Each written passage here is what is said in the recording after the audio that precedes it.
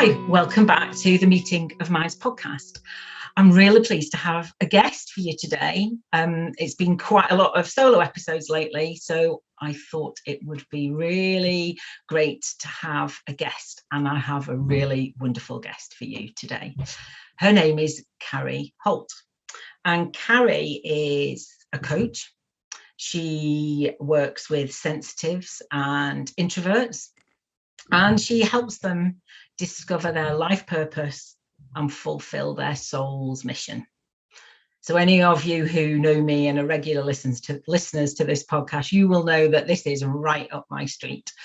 So, and your street too, because you're listening. So so we're going to have a conversation now with Carrie, and Carrie is going to tell us about what it was like for her to be living out of her alignment with her true self. This is going to be a great conversation. So, Carrie, welcome to the podcast. Thank you for having me. Oh, you're very welcome. It's really great to have you here. So, where shall we start? Do you want to tell us a little bit about being a coach, or shall we dive straight into living out of alignment with your true self and what that has meant for you? I think we can just dive right in. Great, let's go. All right. So for me, I learned the hard way what it's like to not live in alignment with your true self. And like that journey led me to learn that I was a HSP. But what happened is about a little over 10 years ago, I got really, really sick, and I just had to stop and take a hard look at my life and look how I was living. And I realized that I was so caught up in fulfilling all these expectations that society said I had to do. So I was working full time. I had a baby. I was trying to do everything perfectly because I saw all these super moms, out on social media and in the magazines. So I'm trying to do it all, and my body just couldn't sustain it, and I didn't really know who I was or what I wanted. I just was like taught, go to school, get a good job, make a lot of money, you're good. Yeah. And I wasn't. Yeah. So you had all those things. Yeah. But you weren't good. But you weren't good. I wasn't good. And I had even explored doing something different, but there was that fear of, what if I don't make enough money? I built this life. So I was afraid. So I never took any action. I had that calling inside me for a while to do something different. And I had started doing a little seeking and kind of exploring spirituality a little bit. And then I got sick. And when I got sick, I had to completely surrender. Mm-hmm. So I had to let go of all the conditioning and just surrender to what is and what was happening in the present moment. And I became ultra sensitive at that time. And I mean, I started being able to feel things, I could feel the energy of certain buildings and of people, and started seeing auras. Wow. Which was completely unexpected and not something that I had ever experienced before. And it took a lot of work. So as that started happening, people started coming into my life, different teachers. And, someone pointed out that I was empathic, which I had never heard about. And again, so I just kept exploring, and all of a sudden, my life started shifting. I started learning about what it's like to be your true self and going within and slowing down. Mm-hmm. And when I learned to slow down, I started getting clarity of like all the things I was doing and all the pressure I put on myself and lack of self-love. Yeah. That sounds very familiar to me, and I'm sure some of the listeners will recognize some of their story in what you've just told. And thank you for sharing that with us. Could you share with us a little bit of the health issues you were experiencing? Oh, sure. So I was dizzy. I had a lot of digestive issues, and eventually I was diagnosed with stage 3 adrenal fatigue. Yeah. Which, the adrenals control your hormones. So my hormones were completely out of balance and I was burnt out. Yeah. And it took a long time to get better. I mean, I suffered with chronic fatigue for 7 or 8 years. And while I gradually got better and I learned a lot of tools and techniques on how to improve, I still would, I'd feel better and then I'd feel burnt out again. And then I'd kind of go through that cycle. And then I learned I was an HSP, and just readjusting and redesigning my life to suit that, I finally was able to conquer the chronic fatigue, and I don't get burnout anymore. Yeah, well, great. Well done you. I'm still on that path of learning not to burn out. I think I recognize the signs a little sooner now, but it's quite an awakening that you've been through. And I think, it's almost that there are a lot of us in a similar position, because the same thing happened to me, that something had to happen, something in my body happened that made me stop and realize that something really needed to change.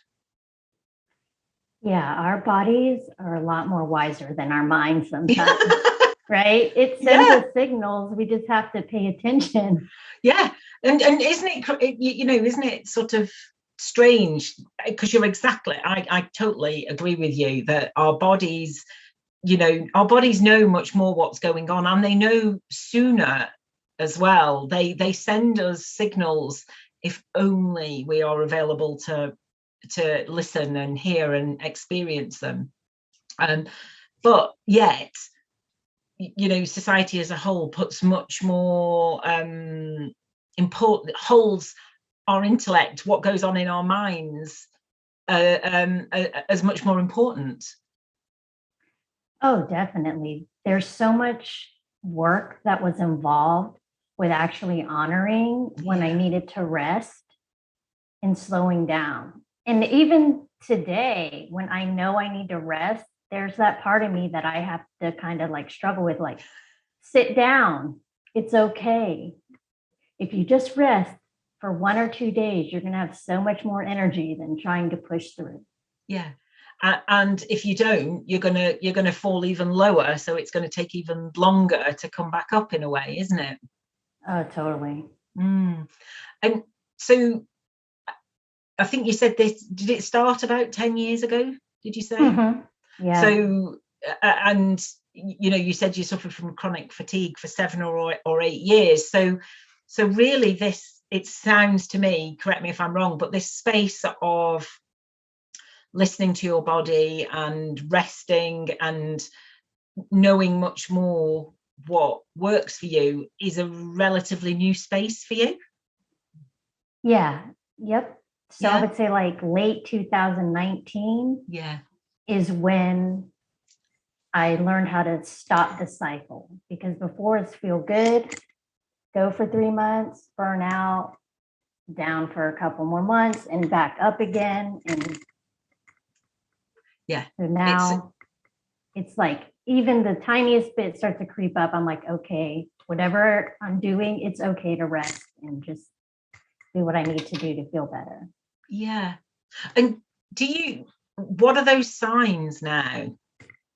Well, some of it, I understand cycles. Yeah.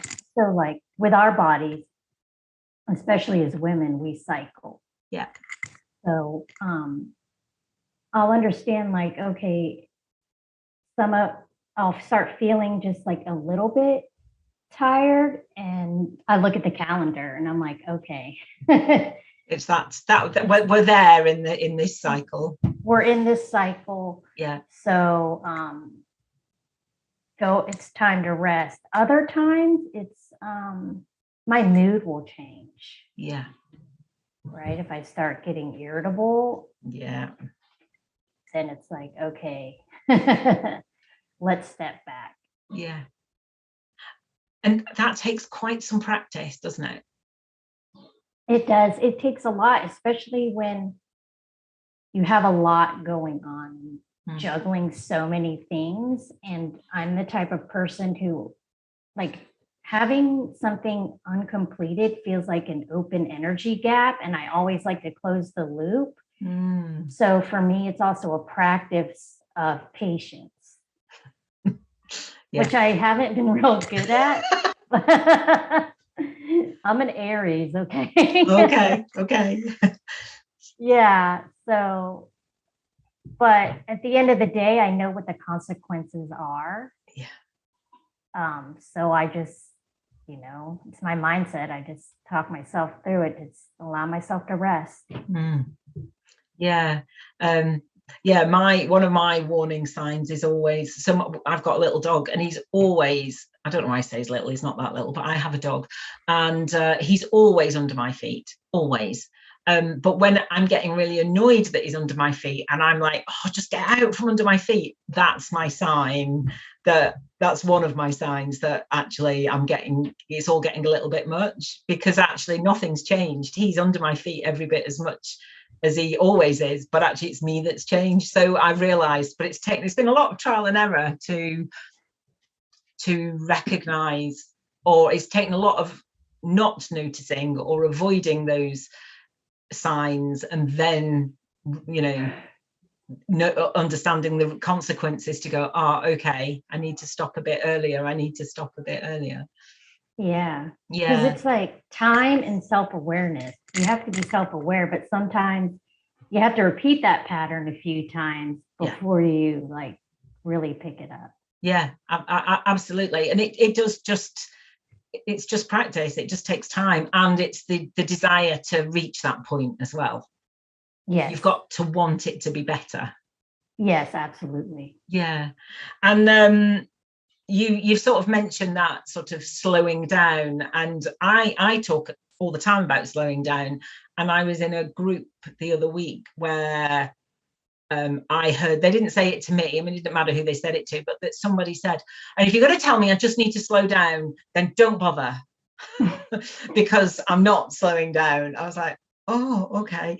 That was just really interesting. And because the whole idea of slowing down, especially, I recognize very much the go that you talked about, because that was very much part of my life. And sometimes if that is what we are used to, and it has worked to a certain point, because there's no denying that go energy gets stuff done, doesn't it? Oh yeah. So definitely. Yeah, so how did you find the whole slowing down, because it's not easy?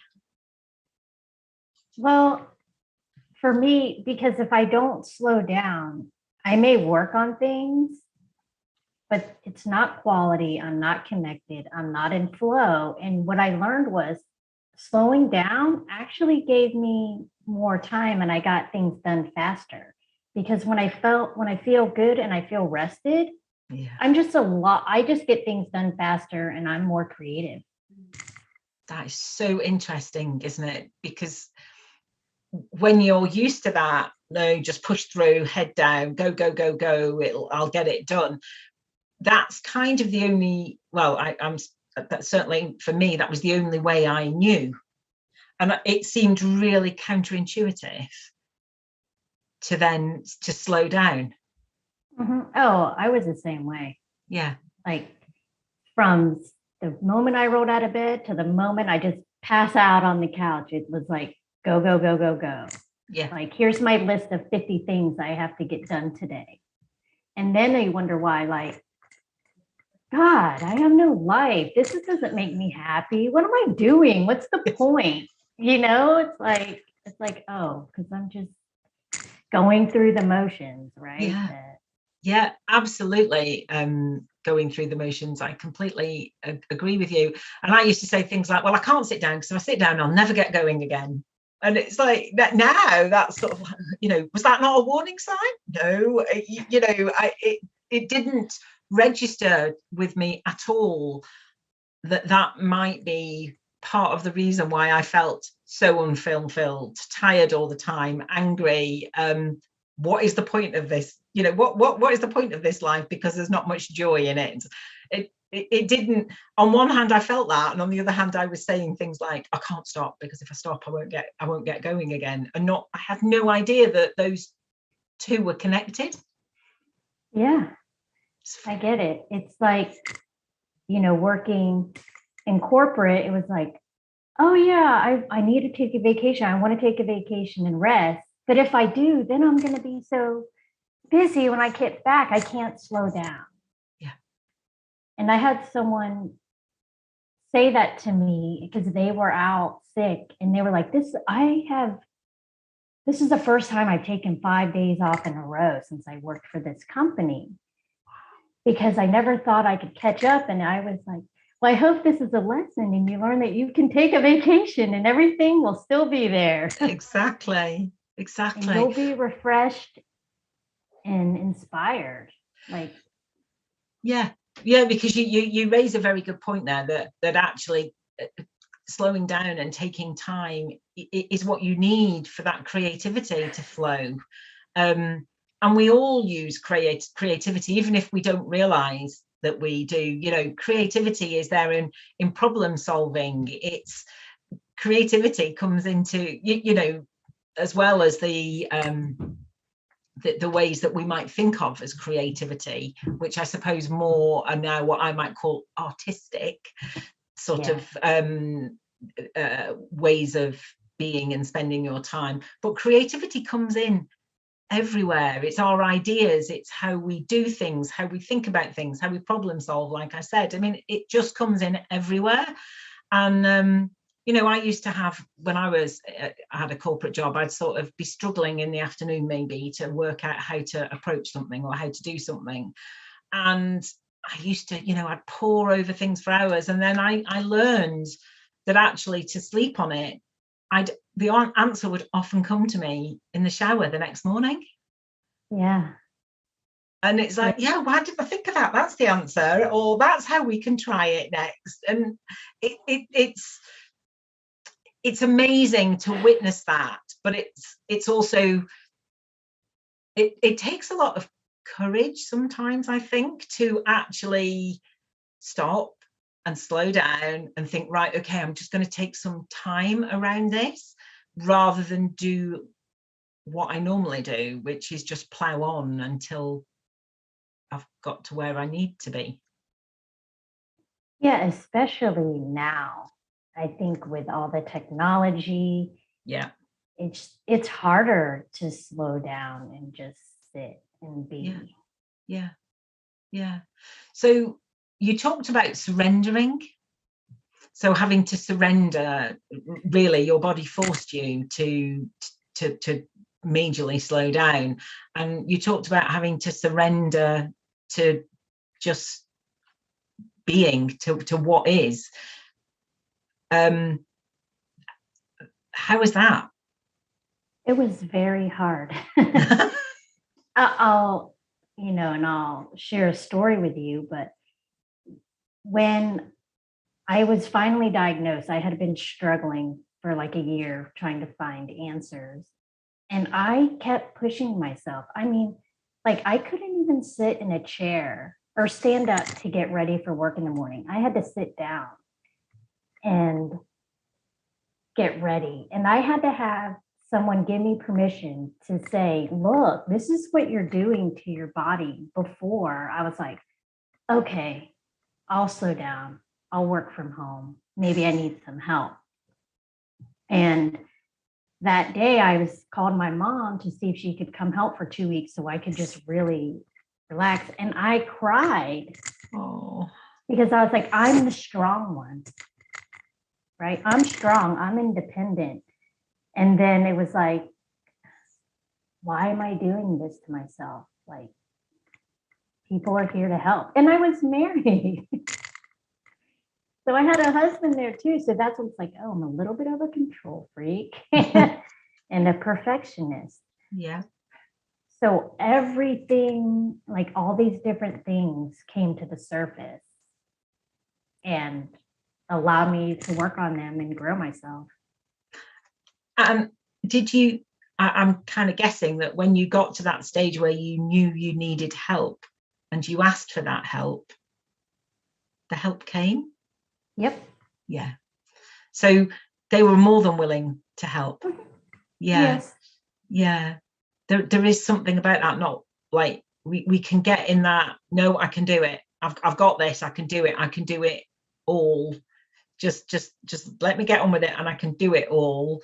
But actually, it has a toll in the end. But also, I mean, there are often bigger questions around why we want to do it all and all those things.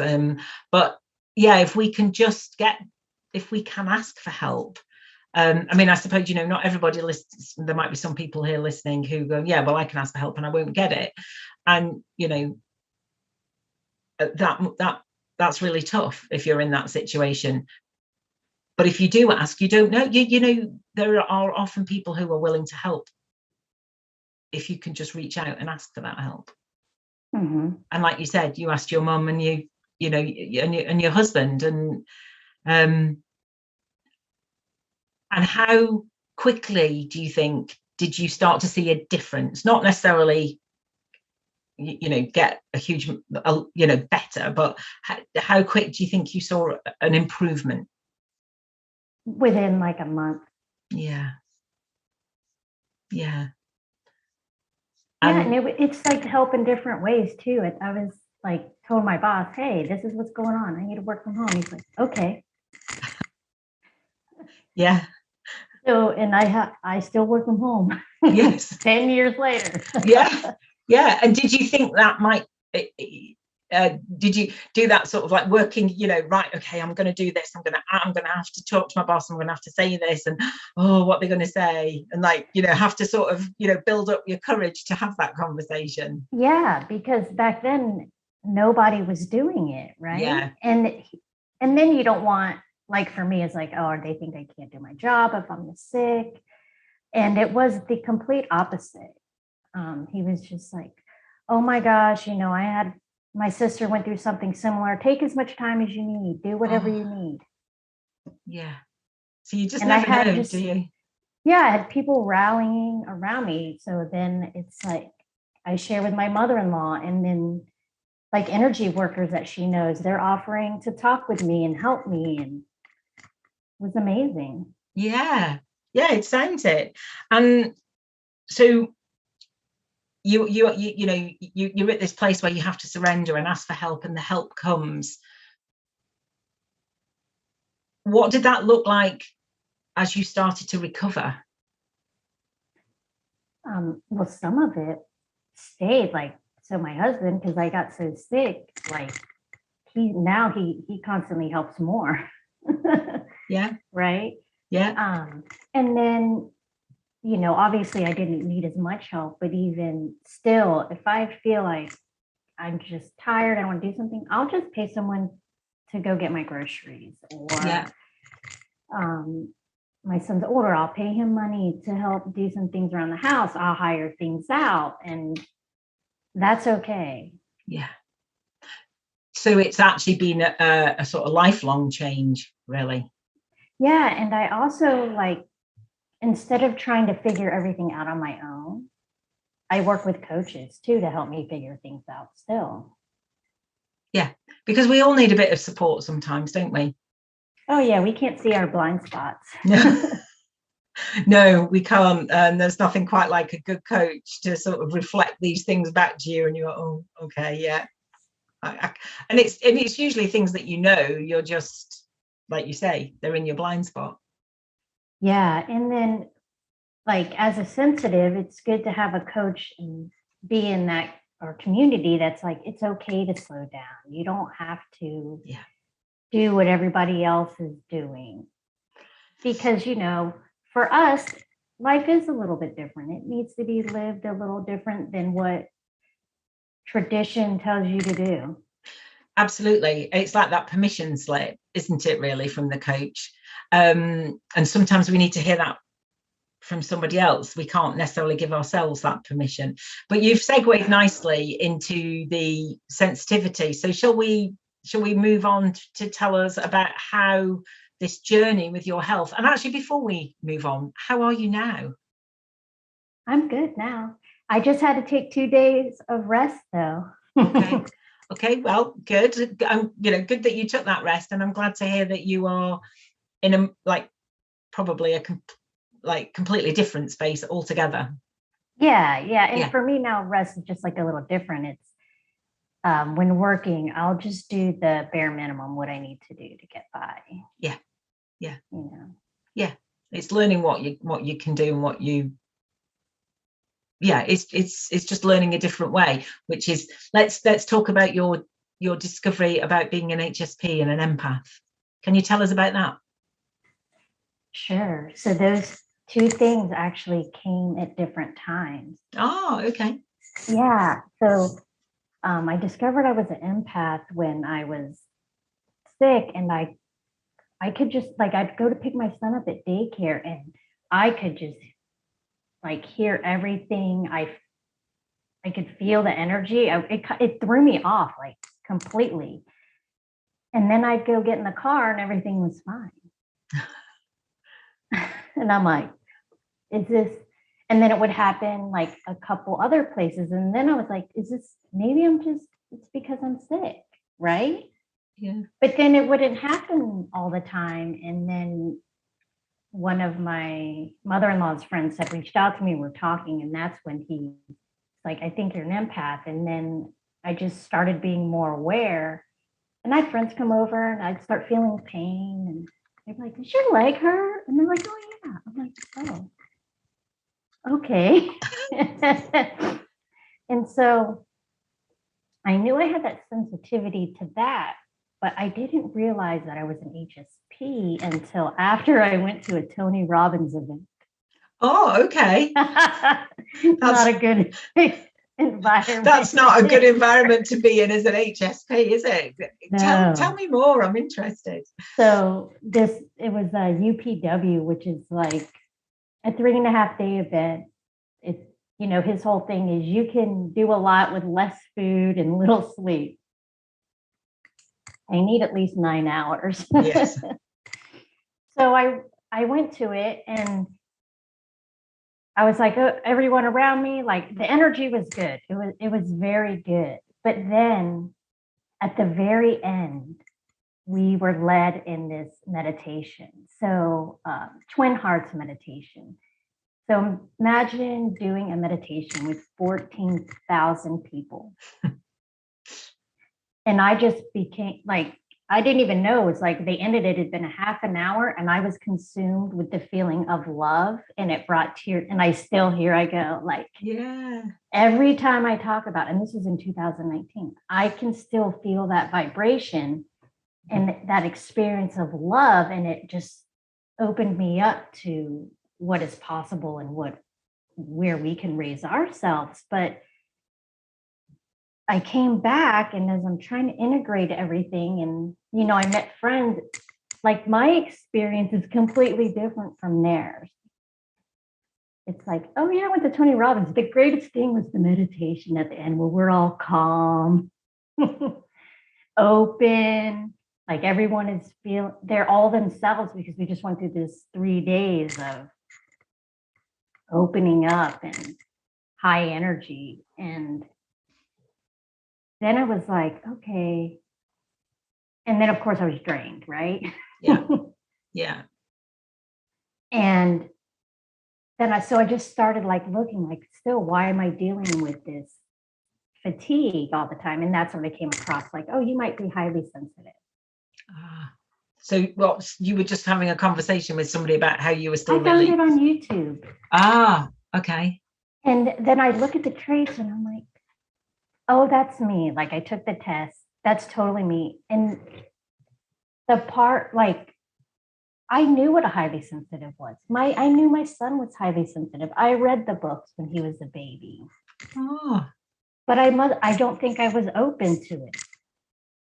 And I wasn't that self-aware. Like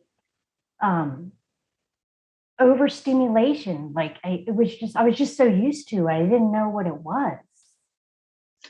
It was kind of your normal. It was totally my normal. Yeah. And so and it was my normal of sometimes I would go into the office and then I would be drained for a couple of days. And then I'd go back and the same thing. And it was like, I was just like, why does this keep happening? And then once I learned I was highly sensitive, it's like, oh, okay. Like I need to limit my time with people or not go in at all, which I don't go in anymore. Nice. So that's really interesting that you'd recognized your son was highly sensitive, but didn't recognize it in yourself. That's really fascinating. Talk about a block. Well, talk about a blind spot. Yeah. And I think too, like learning about it for him, it was like I learned about it when he was a baby. So it's more about like how his clothes bothered him and how like he would get overwhelmed just being around people. And I just didn't correlate the symptoms the same. I won't call them symptoms, traits. Yes. Yeah. And now that he's older, I'm like, okay, ours are similar. Yes. Yeah. And did you find that some of the tools and techniques you'd found to help you through your health issues also helped you, manage your energy once you discovered you're an HSP? Yes, meditation. Yeah. Okay. My number one tool, and that was what catapulted me from being ill to getting well. I meditated every day for a year, and like my health completely changed. And I combined that with some NLP, and that helped as well. But that was the number one thing. And I still meditate every day. Yeah. So I've tried meditation, and I do some guided meditations. Sometimes I like a guided meditation. I don't meditate every day. I think I would benefit from meditating more. But I know meditation is really good for lots of people, particularly people higher on the sensitivity scale. Mm-hmm. Just gives you that time to come back inwards, doesn't it? And decompress. Yeah. Yeah. So I meditate first thing in the morning to just set myself up right. Yeah. But if I'm feeling like really overwhelmed, and sometimes it's hard to meditate if you're overstimulated. So I might just listen to 432 hertz music. But for me, my meditation is just breathe. Like I like to focus on my breath. Yeah. Because we start breathing real shallow and fast paced. Yeah. Yeah. Learning to breathe properly, breathe deep and right down into my body, not keep it in my chest, was one which actually just learning to breathe and breathing properly is meditative in itself. That really changed things for me, actually, breathing properly. So I find doing some gentle yoga is quite good because it helps me concentrate on my body and my breathing. So yeah, and I would say that's a form of meditation. Like a lot of people think meditation is just sitting down, but it's not. You can just go for a walk, listen to the birds. Yeah. It's like a lot of people think yoga is about stretching and pushing your body more and more. I mean, some people do use yoga like that, but I use it more for the meditative state it can put me in by bringing me back into my body and concentrating on my breathing. So I suppose most things can be used in many different ways, and it just depends on how we use them to help us. Exactly. Yeah. So you mentioned, or in the little chat that we had before we started, that actually the health issues that were triggered by living out of alignment, as we've talked about, triggered a spiritual awakening. Now, is that what you've been talking about with us now, and discovering more about yourself and discovering your HSP, or is there more to that spiritual awakening?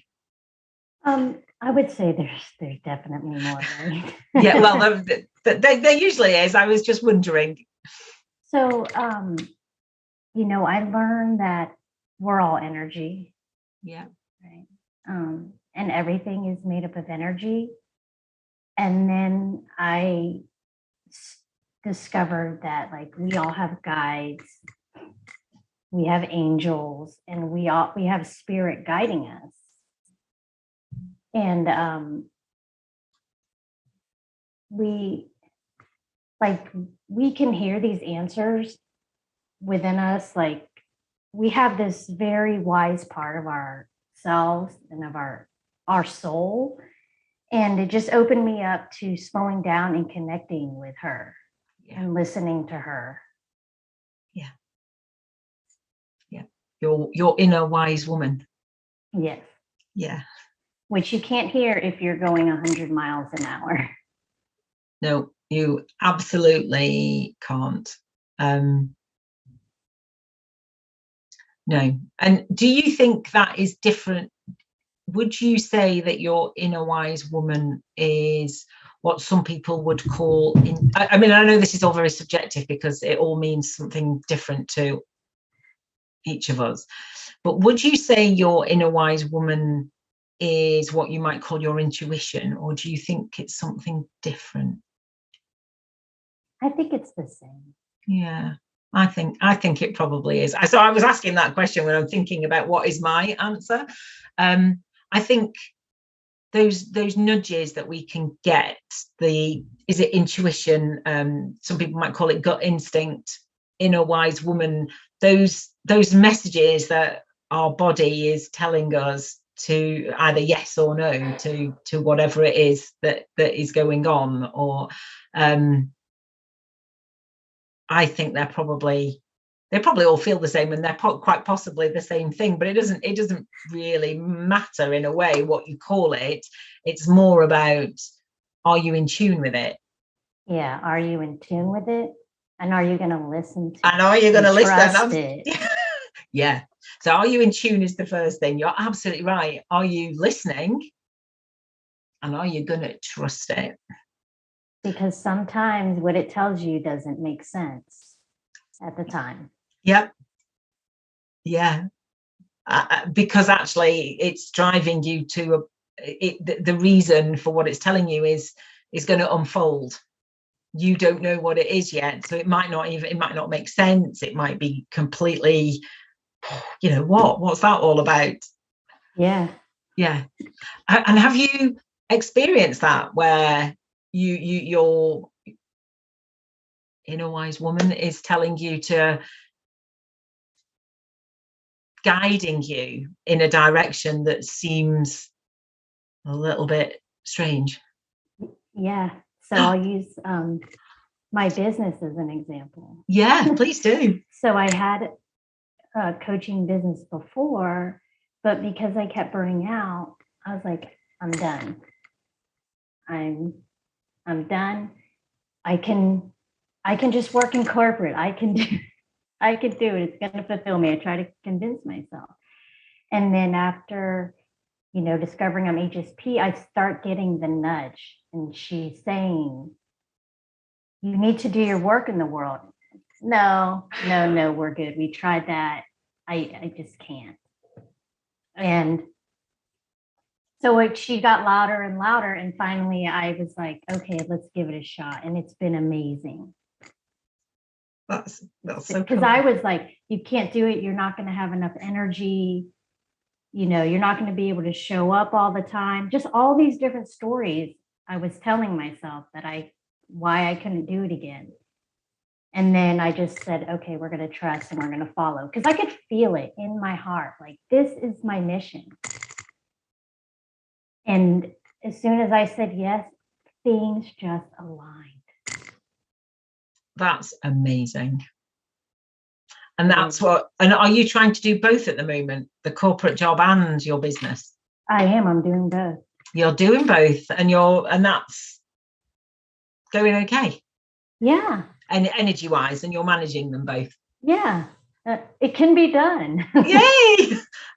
And could you imagine 10 years ago, the way you felt then, that you could be in this position now? No. I mean, I had convinced myself that it was like, it's not possible, right? And then that's why I said it. And then I was like trying to convince myself that I should be content. You make good money. What, you should be grateful for this job. It's okay. Just keep doing it. And it was like, I just couldn't. I knew I had a purpose. It was making me depressed, just like visioning myself out there doing the same thing, which would have led me to get sick again, honestly. Yeah. So following the shoulds, this is what you should do, would have made you sick again. But following the nudge that you were being given, or in fact more of a nudge, the sort of the right old kick to actually follow your your purpose.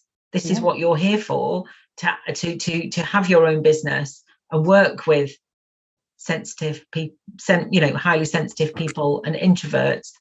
That that isn't making you sick. Yeah, I feel great. Yeah. I'm happier. and are you working part-time in the corporate job? I work full-time for a tech company. Wow. And then whatever, and you've got a child, and I have a 12-year-old. And whatever time you've got left, you're running your business, you're getting your business going. Wow. Yeah, it's that, again, like allowing myself to slow down and then also maintaining my energy. I can do the things I need to do in my business, and I don't have to do everything, right? I think it's really focusing in on what works. Yes. Yeah. And what's going to move you forward, to what's going to move you forward without draining all your energy. Because I've definitely been spreading myself too thin and doing too many things, and I was getting those familiar feelings of overwhelm and, okay, this is going to turn into burnout soon if I'm careful. But I'm not doing a corporate job anymore as well, so hats off to you.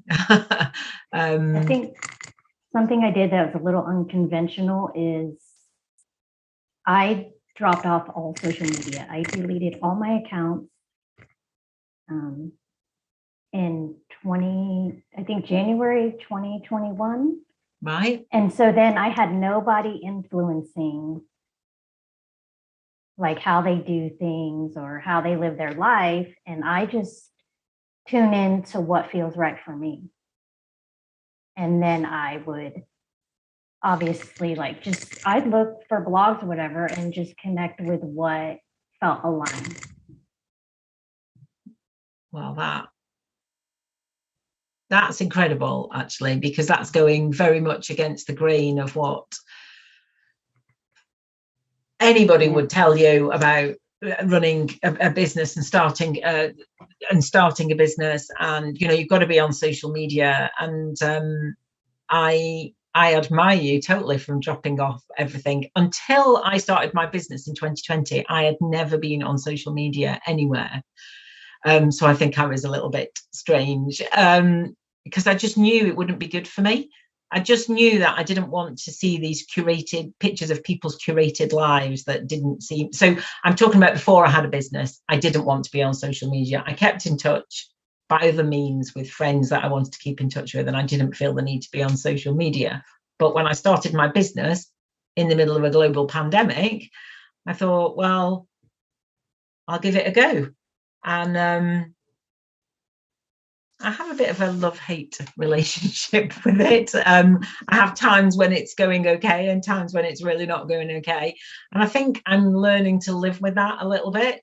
Sometimes I'm okay with it, so it's fine. And sometimes I'm not. So I just back off a little bit. I think there may be a space for me in the future to get on there. It just doesn't feel. But if you're running, if you can get your business up and running without the need to do that, then why would you?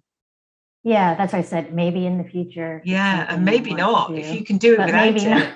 If you can do it without it, I mean, in some ways I would like to ditch it all, but I'm not sure I'm quite ready to do that. I don't do everything. But yeah, well.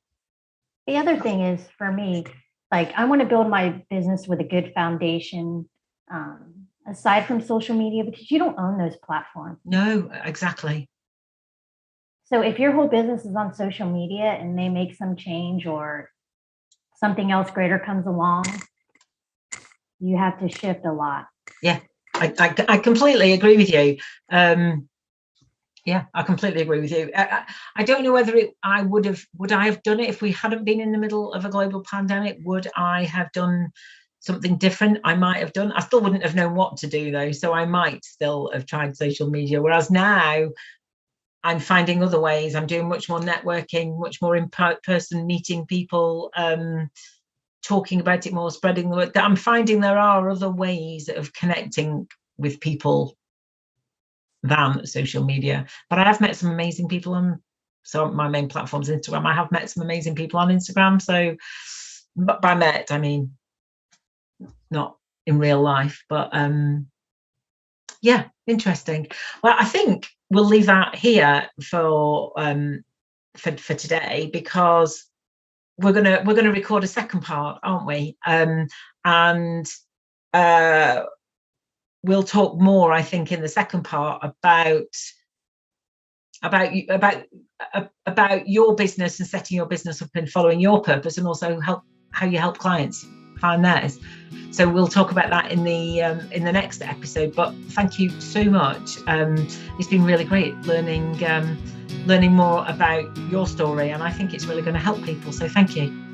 Yeah, thank you. Take care. Bye. Thank you for listening to the Meeting of Minds podcast. You can find this podcast in all the usual places. Please tell your friends. Please subscribe. And if you have a moment, I'd be really grateful if you could rate and review, as it helps other people find us and helps me spread the messages of empowerment and positivity that I'm really passionate about. If you want to find out more about me, you can visit my website, www.safeandsupported.co.uk. Until next time, bye.